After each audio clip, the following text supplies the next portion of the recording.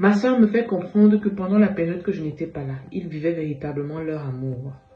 Et que oui, elle les voyait souvent de temps en temps. Et que même dans la nuit, quand elle faisait semblant de dormir, elle entendait comment ma petite sœur, l'autre, se levait tout doucement de leur chambre pour aller dans ma propre chambre conjugale. Ils dormaient avec mon mari et faire ce qu'ils avaient à faire.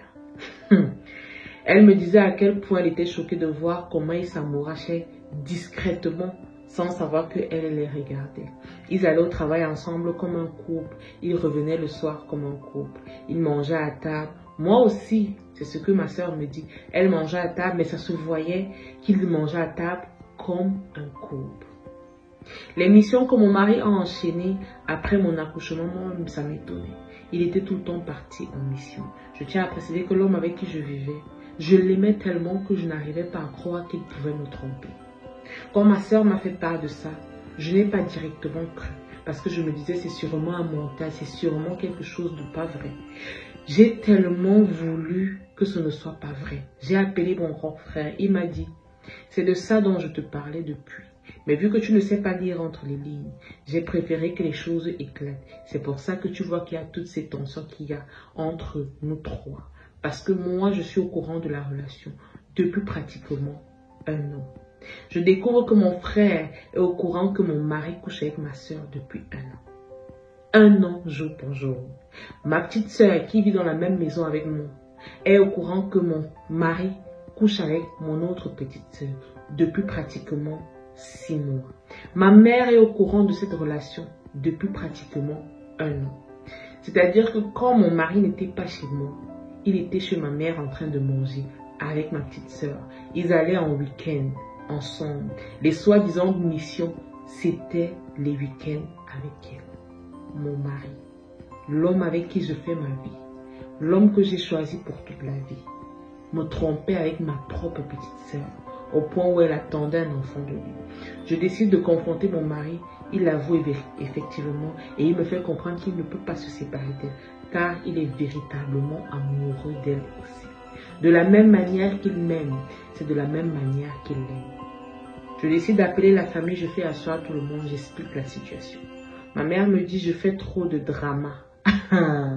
Que franchement, je devrais m'estimer heureuse, que ça reste dans la famille.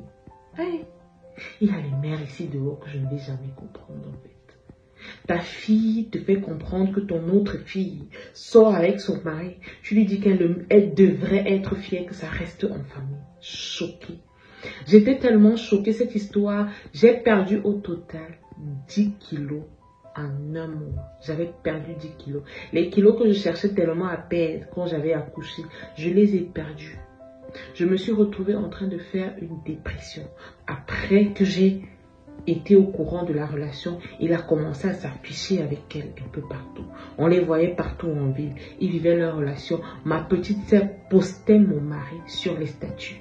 Elle faisait des messages d'amour sur les statuts le concernant. Pendant des mois, j'ai vécu un traumatisme incroyable, une dépression incroyable.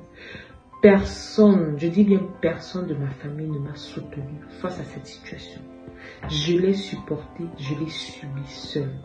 J'avais le choix entre me battre contre ma sœur ou alors les laisser vivre leur relation. Mais pour tout ce que j'ai produit, construit, j'ai choisi de rester dans ce mariage-là. Pour mes enfants et pour tout ce que j'avais déjà conçu avec cet homme. Jusqu'à aujourd'hui, ils sont toujours ensemble. Ma sœur a accouché, ça fait déjà 1 an. Et je peux vous dire que cet enfant ressemble comme 2 gouttes d'eau à mon mari. J'ai coupé les ponts avec toute ma famille. Je dis bien avec toute ma famille. Je n'adresse plus la parole à personne. Il n'y a qu'avec mon père que je suis restée en contact. En ce qui concerne mes frères et ma mère, nous ne sommes plus en contact. Ton mari peut être ton ennemi le plus proche. Ton mari peut être la personne qui te détruit comme pas possible.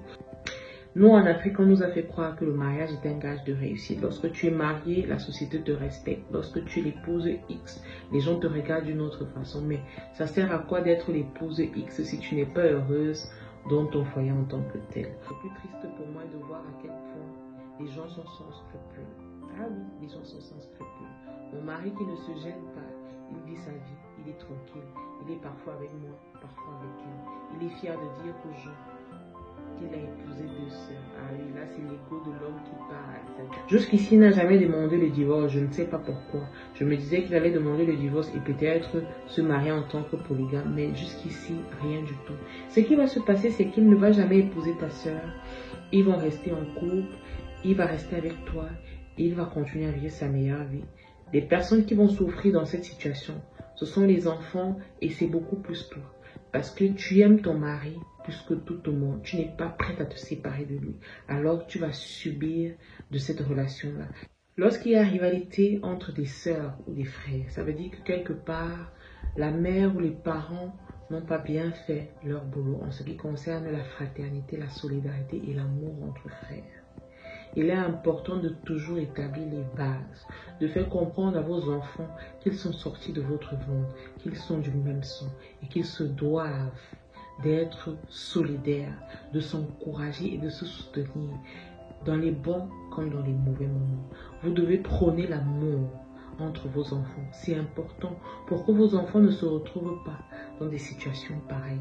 Parce que s'il y a jalousie, concurrence et envie, c'est parce que quelque part, il y a eu des préférences. C'est parce que quelque part, on a mis certaines personnes en avant, on a laissé d'autres. S'il y a des frustrations aujourd'hui, c'est parce que quelque part, une personne a subi des choses. C'est très désagréable de devoir se retrouver à tourner le dos à sa famille à cause d'une situation. Aujourd'hui, tu as choisi ton époux, tu as choisi tes enfants, c'est très bien. C'est une très bonne chose, c'est ton choix. Et personne n'a le droit de te juger face à ça. Tout ce que je peux te dire, c'est que arme-toi de courage parce que cette situation, tu la vivras toute ta vie. Ton neveu, tu le verras tous les jours. Et le pire, c'est qu'il ressemble à ton mari comme 2 couteaux. Et ça, c'est très triste.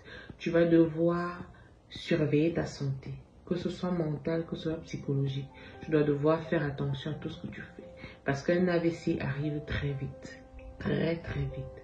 Les gars, la chronique étant terminée, on se dit à très bientôt pour de nouvelles chroniques. Bisous, prenez soin de vous.